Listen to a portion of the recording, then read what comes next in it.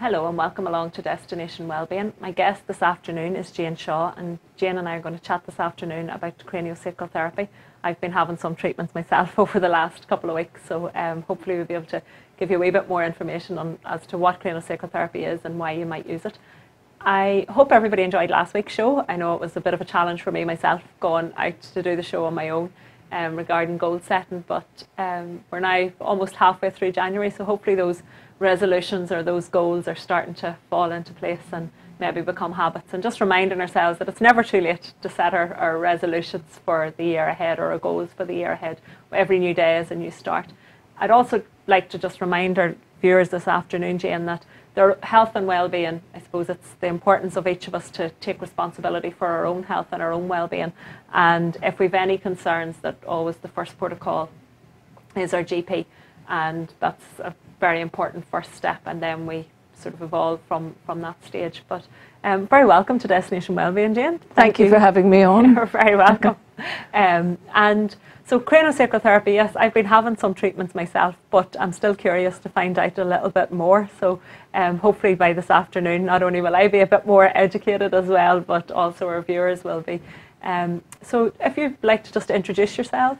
Yeah, certainly. Well, I'll do my best to explain what craniosacral therapy is. It's an inherently difficult thing to do, but I'll do my best. Yes, no, I'm a craniosacral therapist, and I have a clinical practice in Belfast at the Belfast Chiropractic Clinic. And I also teach craniosacral therapy to practitioners who are training to become practitioners, and then people who have already graduated. I teach CPD courses as well. So, and I do that in Dublin, London, Galway. I'm holding a course in Belfast on Saturday, so I'm out and about. Meeting plenty of people, yes, and engaged well in the field. And but that wasn't always. Well, no, your background hasn't always been craniosacral therapy. No, I started off, in fact, I trained to be an accountant with KPMG in London, and I worked in London for about 20 years. I'm from Northern Ireland, but I was in London for 20 years, so my accent's not so strong. Yes, about 10 years ago, I was looking for something else to do, and I came across craniosacral therapy almost by accident, in fact. I was looking for something to train in well-being, and I was looking at various courses with the idea of setting up my own well-being business. And I met someone who was a craniosacral therapist in a nightclub in London. I was working at the time as finance director for a PR agency.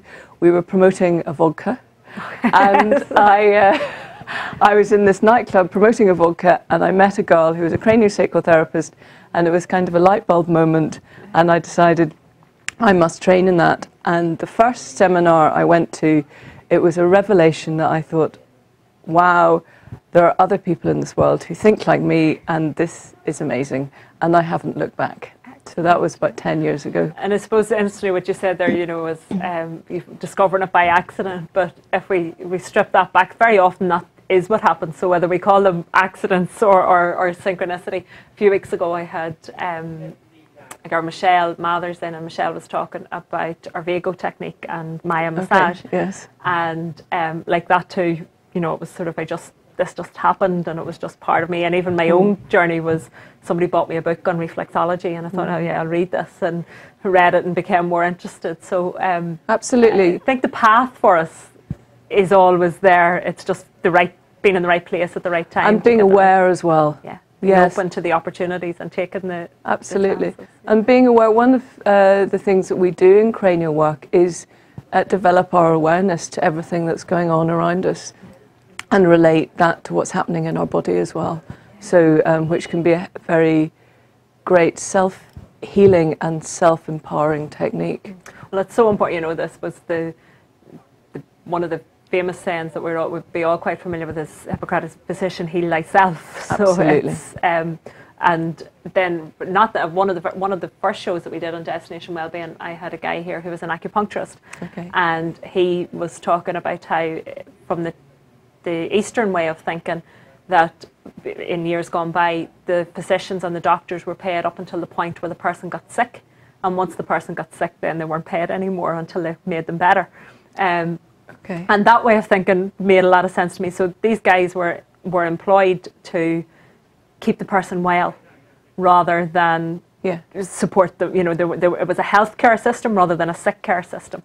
And I think that's maybe where we're sometimes trapped in at the moment, is that we have a sick care system really rather than a healthcare system. Yes. One of the principles within craniosacral work is that we're always looking for the health rather than the pathology. We're focusing more on the health. Even in someone who is apparently very sick, there's always some health available. And it's growing the health and expanding the health. So that it becomes and so the attraction, then you became aware of craniosacral therapy. And what is craniosacral therapy? What are the, and I know therapies in general can be quite difficult to define, but yes, well, I think it's difficult to define sometimes because we use a different language to the conventional healthcare system. One craniosacral therapist said in her blog, she said, explaining craniosacral therapists to the conventional world is maybe like going into a shop in China and asking in English for a sandwich. Not only are you not speaking Chinese, but you're asking for a sandwich, which they don't normally eat. So, okay, so what is craniosacral therapy? There are two basic ideas or principles behind craniosacral work, which was developed by an osteopath in the 1800s in the United States. And osteopathy, for those who don't know, has its origins in conventional medicine. Mm-hmm. So the therapy's been around for maybe 150 years. And the two main principles are that the first is that life expresses itself as motion. So within our bodies, there is motion within the tissues and fluids. Our body is essentially expanding and contracting.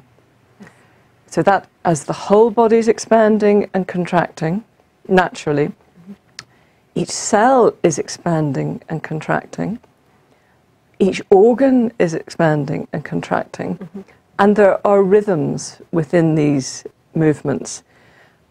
So in fact, there are rhythms within rhythms in the body. Yeah. And the craniosacral therapist is trained to palpate and tune into those rhythms. Okay. Now, where the health is compromised, those rhythms aren't able to express themselves fully. The founder of cranial work was a man called William Sutherland, and he was an osteopath in the States in the 1870s, 80s. I might have got those dates slightly wrong, but around about then. Time frame. And he did various experiments on himself over many years, over about 30 years, and he worked out that the bones in the head are, unlike conventional medicine, which believes that they're fused at birth, the bones in the head actually have some movement. So the head is expanding and contracting. And he also realized there was movement within the central nervous system, within the cerebrospinal fluid, which is the fluids that bathe the central nervous system, and within the membranes that encase that. So, and within the sacrum that floats essentially between the hip bones. So that's a bit of technical detail there. Which is basically, you've got all this idea of this movement happening within the body. And we only have to look at someone who is in acute pain and they become stiff and rigid and locked nearly. Absolutely. So, but the idea, from what I'm picking up there, is to allow that fluidity and that fluidicity movement to return to the body. And it's probably why we respond to dance so well, and it's because that movement. So it allows the movement within the tissues and the fluids. And so within what drives those that movement is our life force, I suppose, which William Sutherland termed the breath of life. Now that could be other modalities, might call it chi or vital force, or but it's a life force within us. So within the second basic principle that we work with is that the body has an inherent intelligence in it, and this again covers. You can see this throughout other complementary health systems. Yeah, there's an idea that there's this link between what's going on deep in the body and what it's showing physically. Yeah. So the body knows how to grow from an embryo to an adult. And it's those same forces that allow us to self-heal. Yeah. So our bodies inherently know how to heal themselves. And with cranial work, what we're doing is essentially helping those forces to come into play again. The idea being that there's a blueprint, a sort of perfect blueprint laid down in the embryo, a perfect picture of health. And our bodies are always trying to get back to that perfect picture, that perfect blueprint. And what we're doing is, through therapeutic touch, helping that to happen. And facilitating the body's method of healing itself, really. And yes. I suppose when we look at, if we cut ourselves, the body just heals, and there's no, we just expect it, we just allow it to happen, and there's no challenge. Whereas sometimes with bigger problems or bigger issues, we forget that there's still that intelligence to heal, and that the body's natural process, or the natural thing that it will do, is to seek healing at all points. And I know whenever I've looked at different therapies, as you say, there's certainly different terms, but with one meaning or one thing. And when we talk about life force energies, one of the ways, some of the viewers will have heard me describe this before, but one of the ways that I often describe it is that time when you've got a lump in your throat, and it feels very physical, and it feels as if you could either cough something out of your throat or you could remove something from your throat, but it's actually just trapped energy, or it's a trapped emotion that's lodged there that feels very physical. And for me, that probably is one of the ways, whether it's through reflexology or Reiki or cranial work or bioenergy or whatever technique an individual is drawn to or is working with, that it's to allow that energy bit of us, because we're used to talking about our physical body, we're used to talking about our emotional body, but we've got this energetic body that's flowing away there, or not in many cases. Which in a way is part of the physical body. It becomes part of the same. So and the work then that you do in terms of facilitating, why would someone come to a craniosacral therapist? What would be the... So if you think about it, we are... our bodies we're shaped by our experience. And sometimes our experiences can be overwhelming for our body. Now, our experience might be a car accident. They might be being shouted at by a teacher when you're small. They might be some sort of toxicity that you've ingested. There could be a poison of any sort. It could be mercury, it could be anything. Yeah, or just the wrong foods. It could be breaking your arm, or sitting in the wrong position at a desk and having a sore back. So everything that we do, our bodies are kind of formed and shaped, and the tissues and fluids in our body are sometimes hold on to those experiences. And sometimes those experiences come out in manifest in physical pain, or emotional difficulties, or behavioural difficulties. So people will come to me. I mean, often people come to me with stress, or low energy. They might come to me with acute pain, or they might come to me with a chronic condition or some severe condition, cancer, a long-term illness, that actually what I'll be doing is helping to support them and complement the conventional treatment as well. And I know quite a few people, or certainly one of the areas that I first came across cranial work was with babies and reflux and colic and birth. Well, the babies are great to work with because babies, if you think about it, babies are very close to that original blueprint. Yeah, they haven't moved in terms of time, they haven't actually got too far away from that blueprint. So babies often just need. So the other thing is sometimes people say to me, how many sessions do I need? Well, often babies need maybe 1, 2, 3 sessions because babies are so plastic and they are malleable. They're just absolutely and they're still quite fluid and they're still you know, and the colic could be the baby's just had a difficult time coming through the birth canal, so the area around here is compromised, so the nerves around here are compromised, which innervate the gut. You know, so just a little bit of work and helps open that all up, allow that expansion and contraction to start moving as it should again, and the colic goes.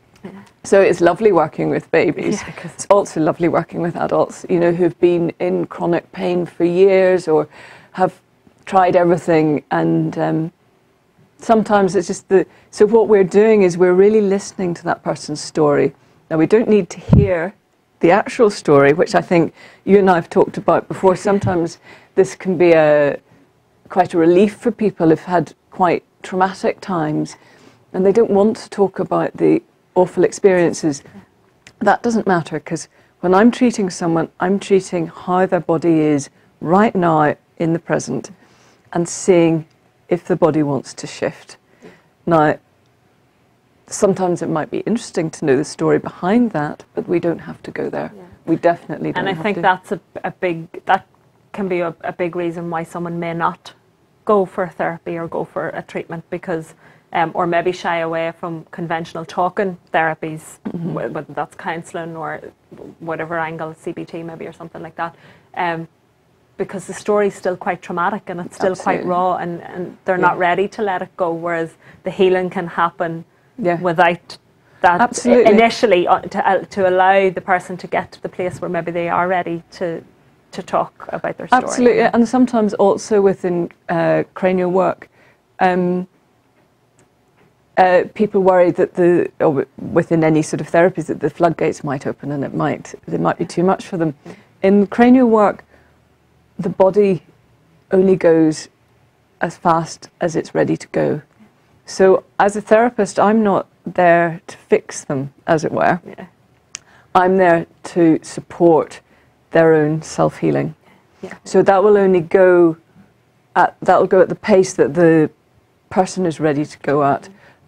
Which might be really quick, or it might take many sessions. And the intelligence within the body will always guide that as to how much or how little you move. And it's amazing how intelligent the body is. And given the right, so what I'm doing is I'm setting up the right conditions for the body to heal itself again. And a lot of the work that I would do by nature, reflexology, attracts quite a lot of pregnant women. It's widely accepted as being beneficial in pregnancy. And a friend of mine, I had come across a post on Facebook one day and I had shared it, and a friend of mine who's just had a baby said, you know, Joanne, that was the success, that was the secret to the success of my positive birth. And I said, what was it? And she said, it was a post I had put up that said, your body knows how to give birth, it's your mind you have to convince. And I think that's so true with so much of what's going on. And as we elaborated on that, and again, it probably links quite well into the cranial work, is that if you had to think about how your body was going to digest your food, you would probably never digest anything because you'd be too busy thinking about how it was going to happen.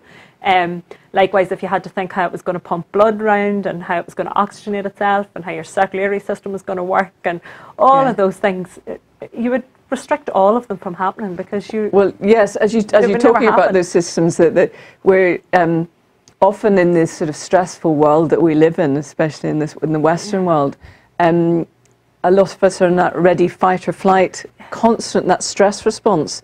So our bodies are full of cortisol, this is stress hormone, that when your body's full of cortisol, it's very difficult for your body to heal itself, to repair the cells that have been damaged. So normally what we'll do is we'll go through our day and our bodies get sort of, you know, whatever, on the go mechanism.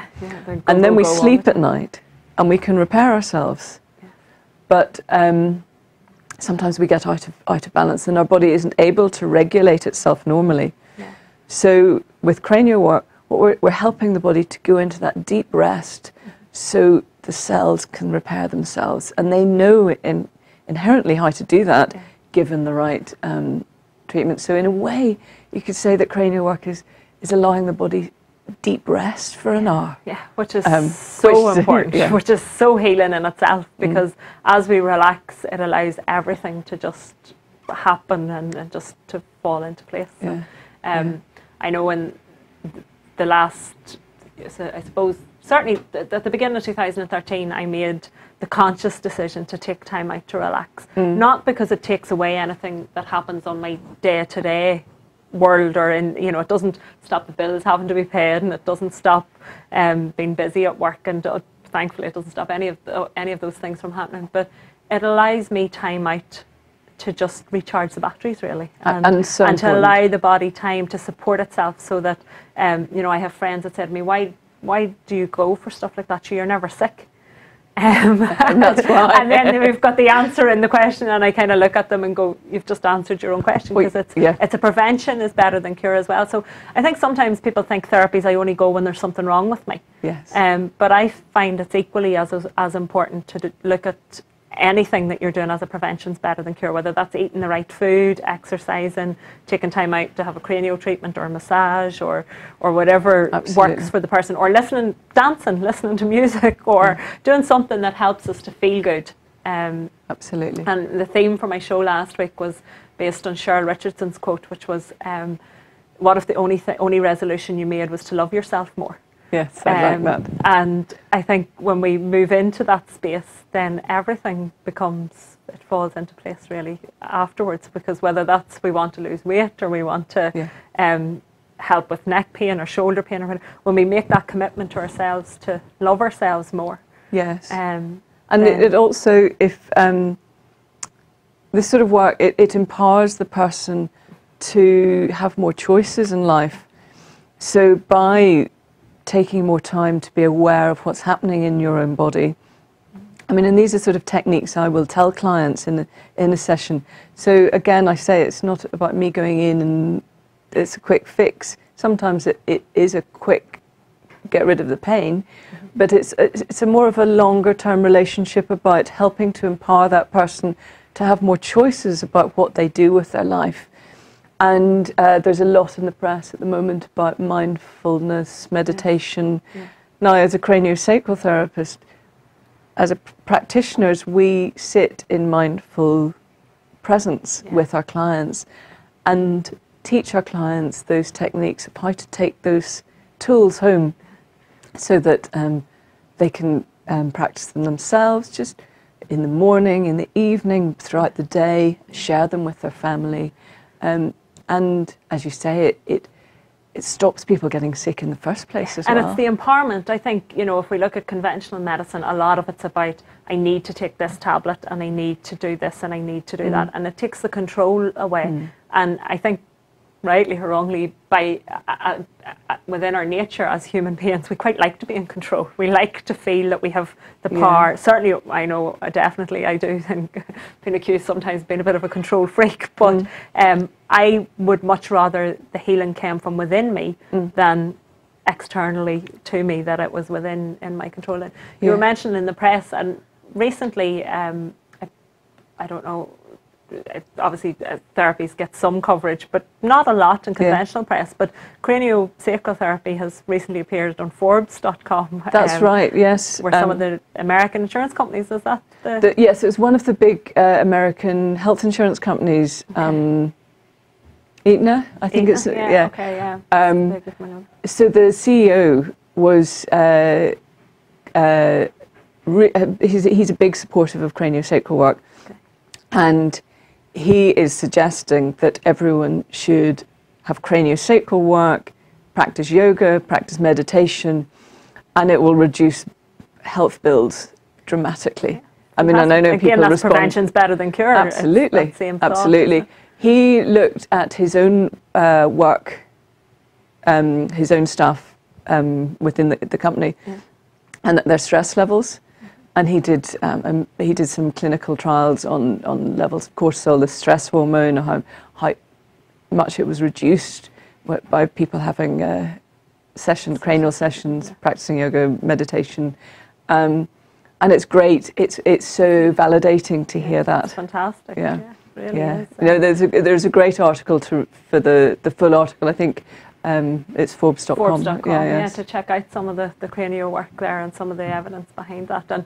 And I think whenever you find yourself directed into the path of holistic therapies like that, you find that one complements the other. So the yoga will complement the cranial work, the meditation, even aromatherapy for me is one of my favourite ones that I think integrates with everything, because even just your space, it's so important. And I know we spoke about having frankincense oils there, and for me, one I love is geranium, and you know, lavender oil is just such a commonplace. But it's all of these things that, for me, remind us that, you know, we're not separate from the world. We're part of the world. We're part of nature.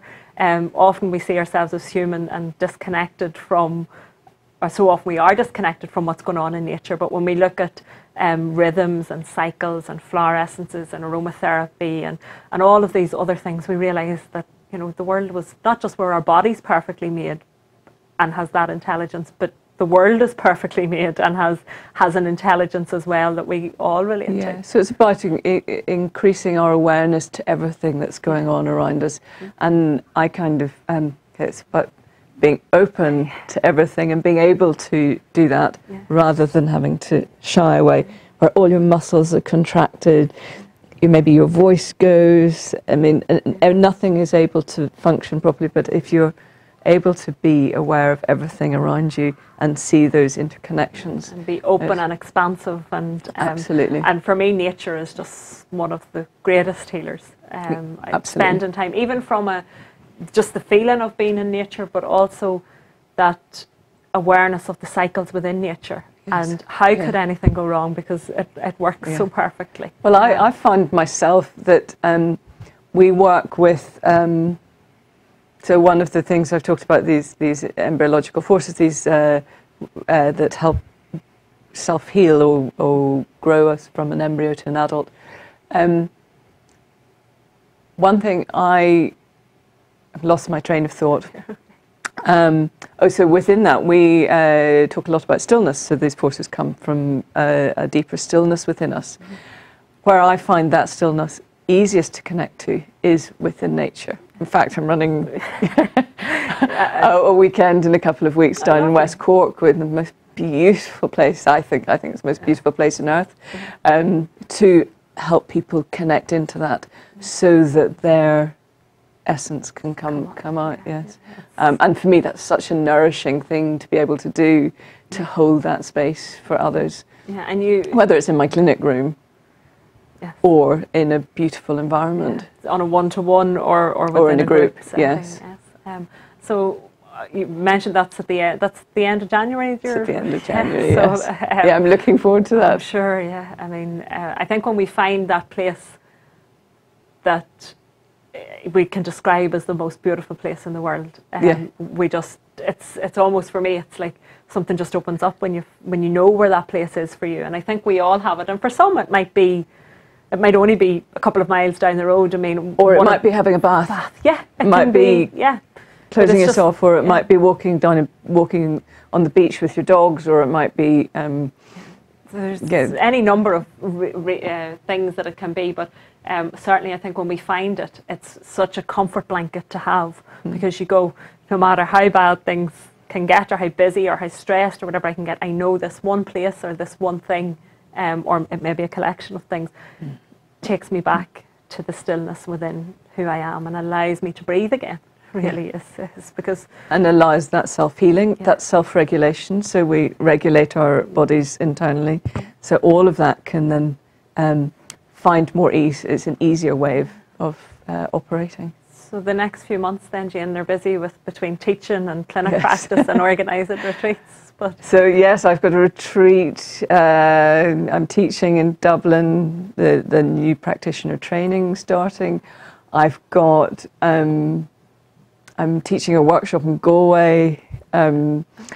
I'm all over the place, Yeah. but I also have got my clinic in Belfast, which is on a regular basis. Yeah, true. and you say that's an integrated clinic with other modalities, other therapists working there, Oh, and okay. I like being able to refer and share experience. So one client might benefit from massage or chiropractic work, as well as craniosacral work. Yeah, I think a lot of the time I find that it's a combination of stuff that works, and as you start to open doors, another one opens and another one opens and then another one appears, and different times. Different times. Different things work, and you can come into. I know from my own healing journey, I've used many different things. Craniosacral has been at the core of it, which I find very. I find it one of the most powerful therapies for me. Yeah, yeah. And also, you know, so that's why I'm passionate to you're tell so other people passionate. about it. Yeah, definitely. But you know, there have been many others as well, no, and it certainly sounds very exciting, and it sounds like something that, albeit that it's been around for 150 years, I think we'll probably start to hear a lot more. Well, I hope about so. it.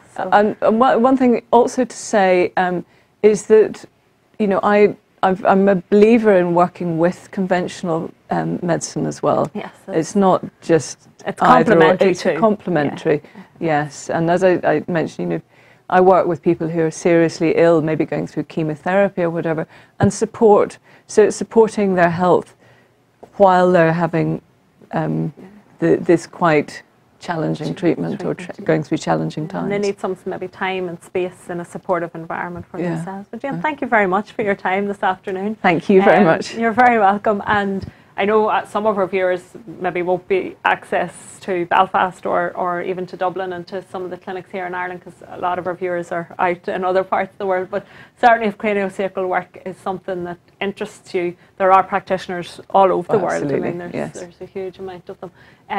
But if for anyone interested in contacting Jane, it's janeshaw.co.uk. That's right. Yeah, yes, so a simple simple name. Yeah, nice. That's it. That's what we want, making life simple. And there's details of your retreat and everything on there. All my work, everything is on there. Everything. Yeah. That's all contact details. life-led burr online. And as I say, thanks a million for today, and we hope to have Jane back in again. I'd love to. Thank you. To do some more. We could talk all day here. And thank you very much to our viewers this afternoon. And I'll be joining Rowan on his morning show on Thursday morning. And then, as I said, Destination Wellbeing going out on a Thursday and a Tuesday afternoon. So until next week, have a great week. Take care and be safe.